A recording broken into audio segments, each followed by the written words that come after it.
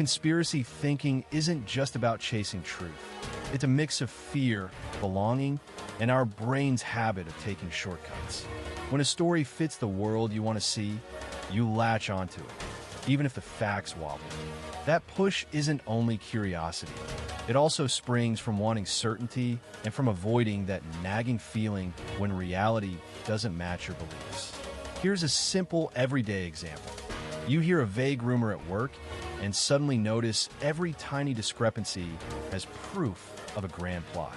If your online circle already agrees, it feels safer to go along than to stand out as the odd one out. In this video, we unpack Myth 5, show what people actually want when they go for conspiracy stories, and share practical, no-jargon tips you can use in real conversations.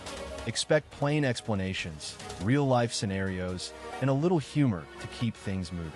By the end, you'll see how to talk about these ideas calmly, spot the signs of misinformation, and tell the difference between chasing truth and chasing certainty. Defining the myth. Conspiracy theories as truth seekers. Many people frame conspiracy theories as a search for truth. The claim is that believers aren't chasing power or drama. They're trying to uncover hidden facts that others have missed. This framing makes truth-seeking sound like a clean, rational process. In practice, the pull to understand events blends genuine curiosity with fear, quick jumps to conclusions, and a dash of storytelling. When a local incident raises questions, someone might compare several sources, notice odd details, and keep digging. They may end up with a wall of notes and a stubborn sense that something doesn't add up, which can be oddly satisfying. Defining truth in these cases is tricky. People show confirmation bias, meaning they notice things that fit their pre-existing story and gloss over what doesn't. Motivated reasoning is another factor. It's a simple way to say we sometimes argue to feel right rather than to discover truth.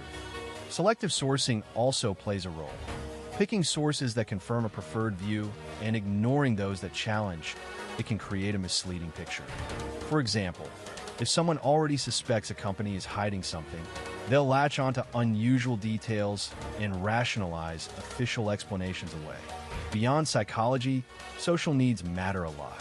Online communities give a sense of belonging and a shared mission, which can feel like a form of validation. In uncertain times, a clear narrative about who's in control helps reduce anxiety. That comfort can keep people returning to the same theory even when new information lands. A practical, everyday vibe to this is someone who feels out of the loop at work or in a neighborhood, finding solace in a story that explains the noise and offers a group to stand with. So where does the myth stand against real truth-seeking? Real truth-seeking means looking for evidence across multiple sources, testing claims, and being willing to change your mind when the data shift. Conspiracy thinking often skips the step of weighing alternative explanations or checking how likely a claim is given random chance. It tends to favor a single, tidy explanation and to move quickly from curiosity to certainty. The antidote is simple. Ask for solid evidence, compare sources, consider alternate possibilities, and keep a habit of questioning whether the story fits the whole picture rather than just the parts that feel compelling. Curiosity can be powerful, but careful inquiry keeps it honest. The allure of certainty. Certainty reduces cognitive load and provides quick relief from ambiguity. The brain likes patterns and simple explanations. Conspiracy theories promise one tidy cause for a messy world. That promise can feel like gripping a map when you're lost. People often feel they're uncovering something others are missing. A neat story makes the world seem more predictable. It doesn't matter if the story is right or wrong as long as it feels right. Belonging and identity amplify this pull. Online communities reward confirmation and push back doubters. A member posts a claim and gets encouragement. Disagreements get silenced or ridiculed. The social ritual of "we know the truth" becomes part of the group's identity. It's comforting to blend in, to feel that you're in on something others don't see. The humor of private jokes and shared ahas can turn skepticism into solidarity, like being part of a club that pretends the world is a little easier to read. Real-world thinking suffers when certainty hardens. It can close doors to counter evidence and alternative explanations. It invites oversimplification and cherry picking. An everyday effect shows up in small choices. Ignore credible updates and cling to a single clue that fits the story you like. Facts get rearranged to fit the conclusion, not the other way around. The result is a stubborn stance that doesn't bend when new information lands in the inbox or on the screen.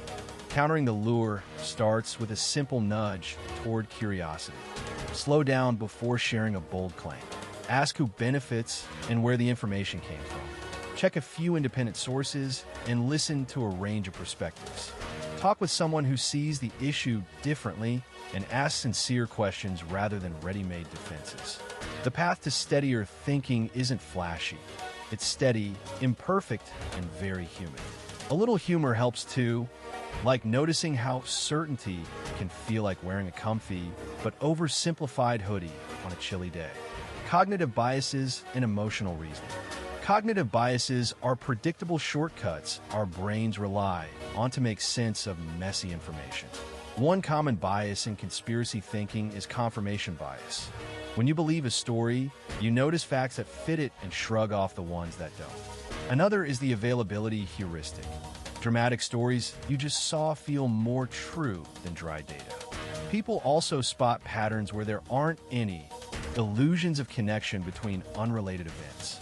And base rate neglect shows up when odds and everyday likelihood get pushed aside by a striking example. Emotional reasoning is when feelings do the deciding. If something feels threatening, it is treated as if it must be true.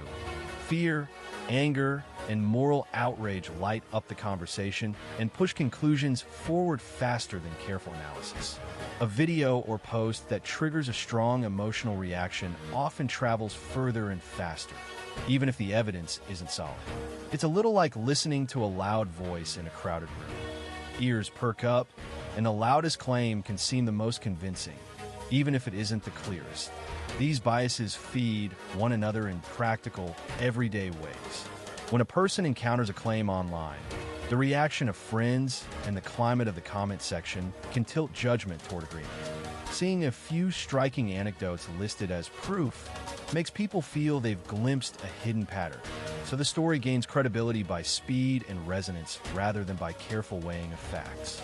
The drama can grow as people add their own emphatic twists, and the belief hardens despite contradictory information. The drive to maintain a sense of control or special knowledge often strengthens the pull. A few practical checks can help keep clarity in view. Pause before sharing something that sparks strong feelings, and ask what kind of evidence would actually change your mind. Look for multiple sources and try to compare perspectives, not just repeat the same narrative with louder emphasis. Notice when a belief nests neatly with your fears or sense of identity, and consider how alternative explanations might fit the same events. It helps to talk with someone who isn't in your usual circle to test whether the story holds up under different viewpoints. The goal isn't to win an argument, but to understand the situation more clearly, even if that means adjusting your best-loved idea. Social dynamics, echo chambers, and media. Echo chambers form when people mainly see information that matches what they already think. Algorithms on social platforms push more of the same, and that keeps the loop going. When you like or comment on a post, the system shows you more content like you. People naturally gravitate toward conversations where they feel understood, and that feeling strengthens with repetition. A simple post can become a frequent echo, turning a casual belief into a stubborn conviction. Media ecosystems reward engagement over nuance. Bold claims grab attention. Calm explanations often don't. A podcast or video with a confident tone travels fast through networks of curious listeners, especially if it confirms what they already suspect. Mainstream outlets may not chase every rumor, leaving gaps that alternative voices rush to fill. Corrections arrive later and feel less exciting than the original drama, so the rumor sticks around longer than it should. Social dynamics drive belonging and identity. Being part of a group feels safer than standing alone with a doubt. When someone questions the shared story, they risk social pushback from peers who cheer the certainty. In many spaces, bold theories are celebrated like a team badge, while dissenters are labeled as outsiders. Memes, inside jokes, and shared slogans reinforce the sense that we know something others don't, even if the knowledge is shaky. Practically, you can counteract these forces without joining a debate club for 12 hours a day. Diversify your information sources and check the same claim across outlets with different perspectives. Pause before sharing something controversial and ask what evidence backs it. Have a calm chat with a friend who disagrees, not to win an argument, but to test the claim from another angle. Look for sources that explain how they got their facts and why others might disagree.